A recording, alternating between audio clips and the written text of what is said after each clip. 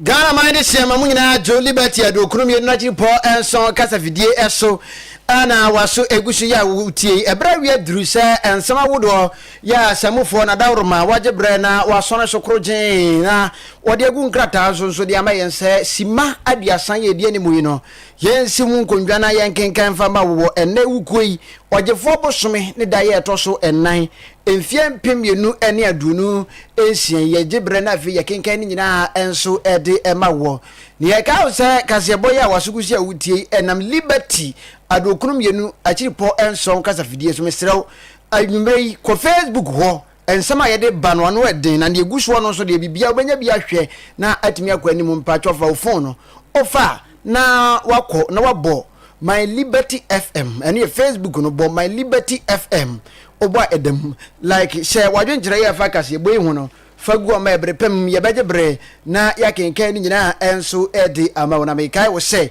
kase boy ya ye de bayi ensama wuropi ana ye de ban ye di mu akotene bi ne se ye de me kwakọ gina mu ewo bibie ni anwa so be kwai manse no am ni gina mu bibie ni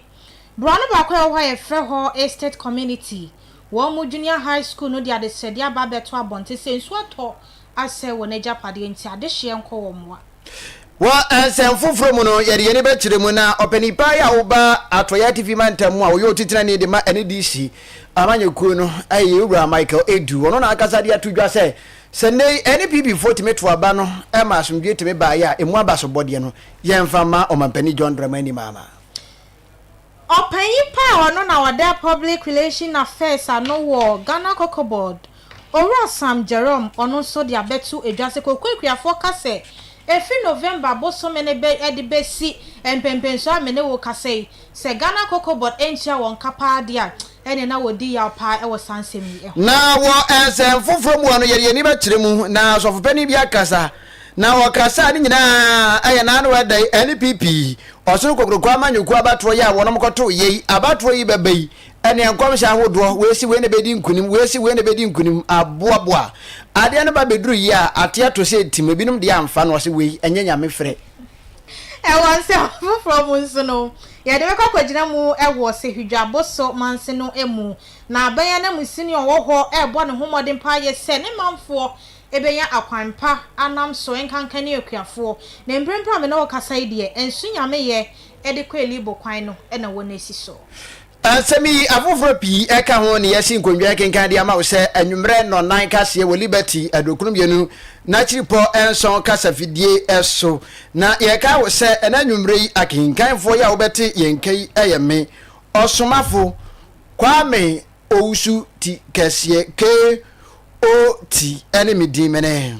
OHEMAA efia BAAFI Ghana de sema yenje bre na afi yentwa ye ho simakuma bi emra ye ba kase ye bono ne nkire mu na nkasa wo ha ye ni nyina eba na afi ye de aba abesom yentwa ye ho mra simakuma bi Liberty FM 92.7 the giant of the west Awia Ghana de se mama yense kase ye bono na kenkan ase na yense ase de a ye se de free atoye atifi mantam ya emu na wo atoye atifi mantam mu opanipa ya wono na NDC chine batan amanyokuo no oye otitire ni ede ema wonom ayopani ya friend Michael Edu Big Edu na dodo na ede efrenom na yewre akasa de nsama tudwa yewra nsama okanyina ense nokre omampani John Dramani mama afia atwam wo no ana Ghana de sie nyina no afi atwam yeto aba edema no se omra so omampani ya oba na wafi wa be Ghana yi ampa empani ampa Ghana de sie yeto aba mani oroi wani yabro obona omade mpa oba yi wase efre bibi resetting Ghana agenda ampani ampa wodi eye adwuma na yewra Michael Edu Big Edu HM se ndey no se owe resetting agenda ya omampani John Dramani mama de ba yi ya aboye papa na emwa ya aboa no bia ka wo bi ama aso a na eson ya ababe so NPP oso kokroko amanyugo no se na NPP for the say makurafo no ye de na eso no se hwe na no mwantia na memere dey wonum koto aba edi Frankatuni